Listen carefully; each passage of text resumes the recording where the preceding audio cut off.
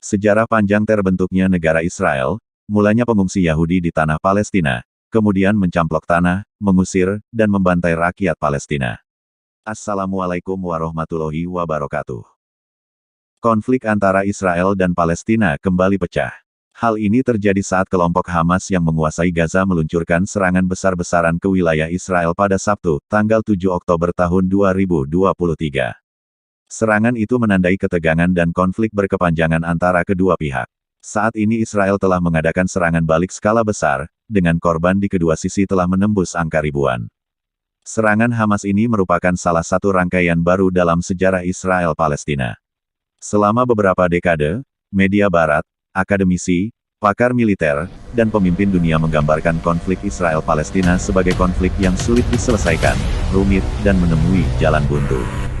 Berikut rangkuman sejarah konflik antara Palestina dengan Israel, sebagaimana dikutip dari Al Jazeera. Awal mula konflik, lebih dari 100 tahun yang lalu, pada tanggal 2 November tahun 1917, Menteri Luar Negeri Inggris saat itu, Arthur Balfour, menulis surat yang ditujukan kepada Lionel Walter Rothschild, seorang tokoh komunitas Yahudi Inggris.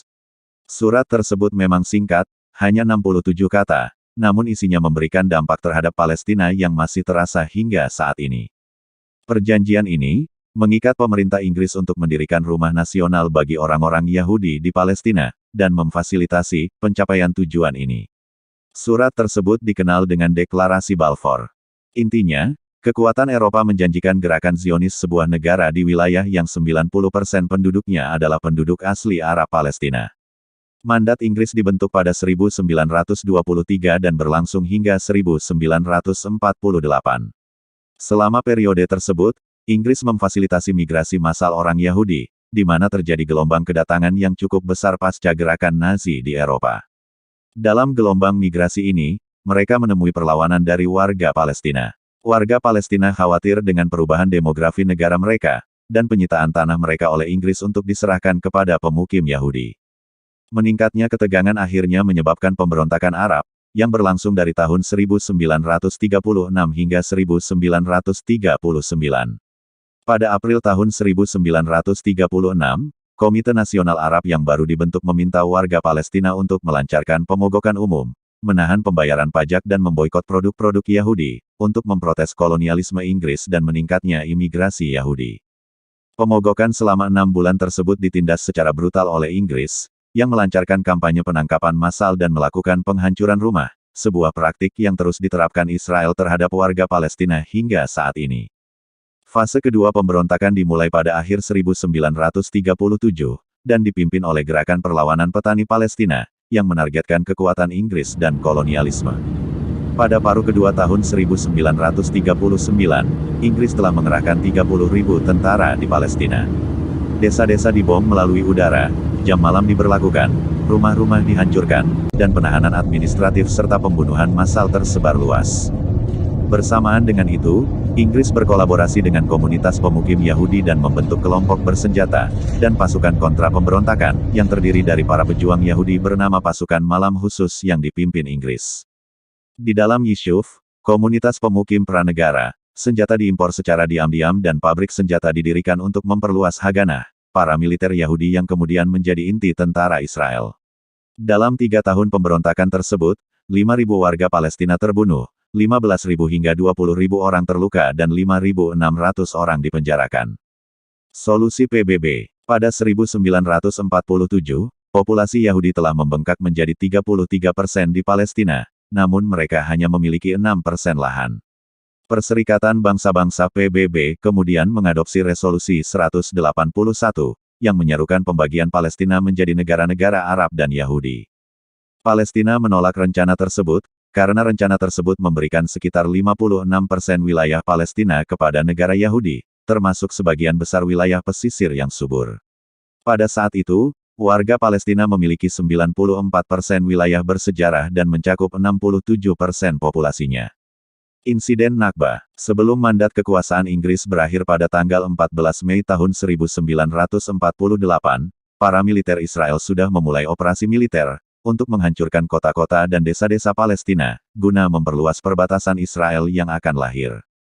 Pada April tahun 1948, lebih dari 100 pria, wanita dan anak-anak Palestina dibunuh di desa Deir Yassin di pinggiran Yerusalem. Hal ini menentukan jalannya operasi selanjutnya, dan dari tahun 1947 hingga 1949, lebih dari 500 desa, kota kecil dan besar di Palestina dihancurkan, yang oleh orang Palestina disebut sebagai Nakba, atau bencana dalam bahasa Arab. Diperkirakan 15.000 warga Palestina terbunuh, termasuk dalam puluhan pembantaian. Insiden ini juga membuat gerakan Zionis menguasai 78% wilayah bersejarah Palestina. Sisanya yang sebesar 22% dibagi menjadi wilayah yang sekarang menjadi tepi barat yang diduduki, dan jalur Gaza yang terkepung. Diperkirakan 750.000 warga Palestina terpaksa meninggalkan rumah mereka. Saat ini, keturunan mereka hidup sebagai 6 juta pengungsi di 58 kamp pengungsi di seluruh Palestina, dan di negara-negara tetangga, seperti Lebanon, Suriah, Yordania dan Mesir. Pada tanggal 15 Mei tahun 1948, Israel mengumumkan pendiriannya. Keesokan harinya, Perang Arab-Israel pertama dimulai, dan pertempuran berakhir pada Januari tahun 1949 setelah gencatan senjata antara Israel dan Mesir, Lebanon, Yordania, dan Suriah. Pada bulan Desember tahun 1948, Majelis Umum PBB mengeluarkan Resolusi 194, yang menyerukan hak untuk kembali bagi pengungsi Palestina.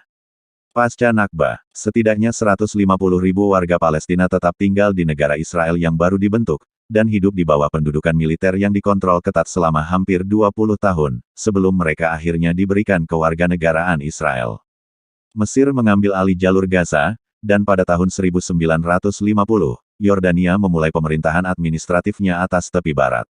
Lalu pada tahun 1964, Organisasi Pembebasan Palestina dibentuk, dan setahun kemudian, Partai Politik Fatah didirikan.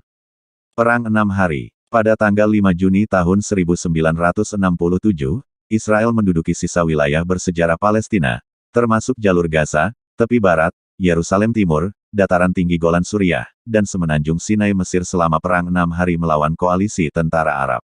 Bagi sebagian warga Palestina, hal ini menyebabkan perpindahan paksa kedua, atau Naksa, yang berarti kemunduran dalam bahasa Arab. Pada Desember tahun 1967, Front Populer Marxis-Leninis untuk Pembebasan Palestina dibentuk.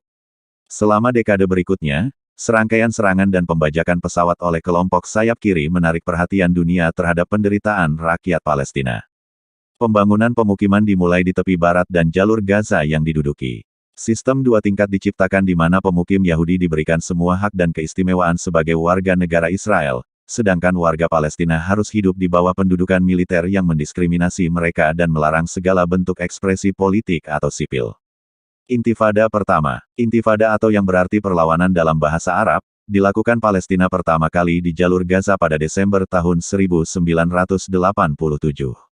Ini terjadi setelah 4 warga Palestina tewas, ketika sebuah truk Israel bertabrakan dengan 2 van yang membawa pekerja Palestina.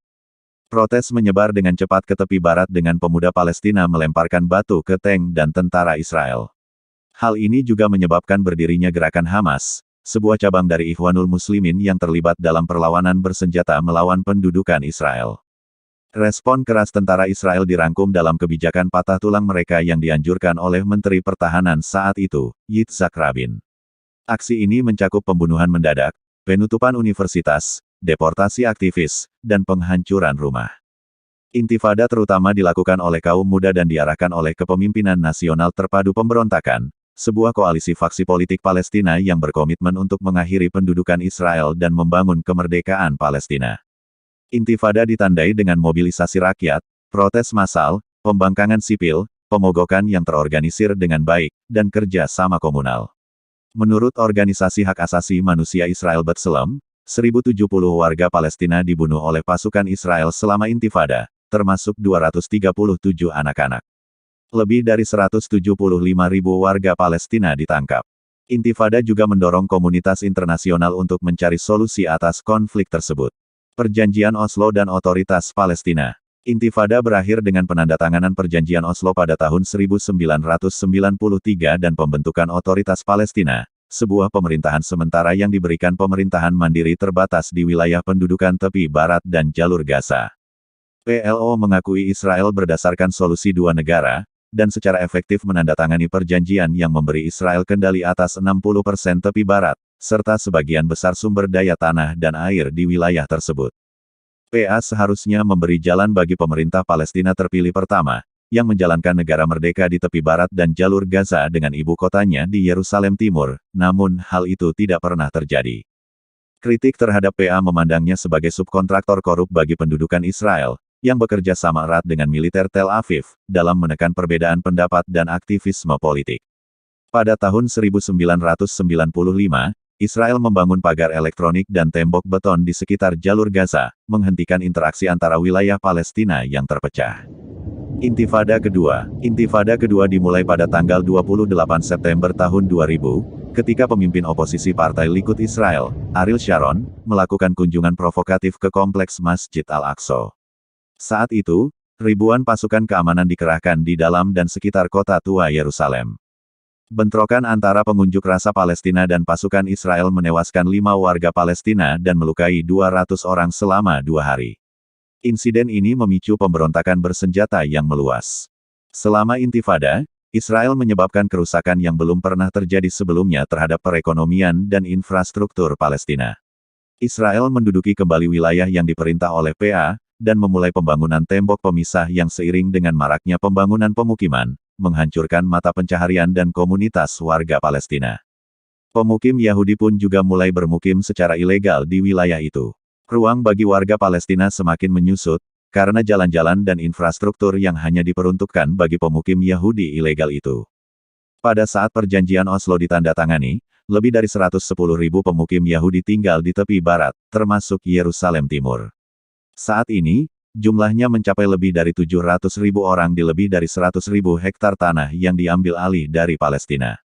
Pemimpin PLO Yasser Arafat meninggal pada tahun 2004.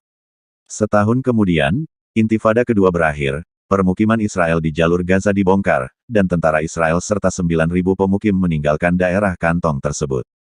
Pada bulan Juni tahun 2007, Israel memberlakukan blokade darat, udara dan laut di jalur Gaza, menuduh Hamas melakukan terorisme.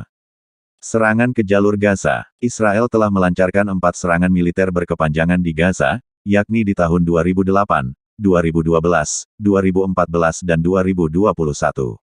Ribuan warga Palestina telah terbunuh, termasuk banyak anak-anak, dan puluhan ribu rumah, sekolah, dan gedung perkantoran telah hancur. Pembangunan kembali hampir mustahil dilakukan karena pengepungan tersebut menghalangi material konstruksi, seperti baja dan semen, mencapai Gaza.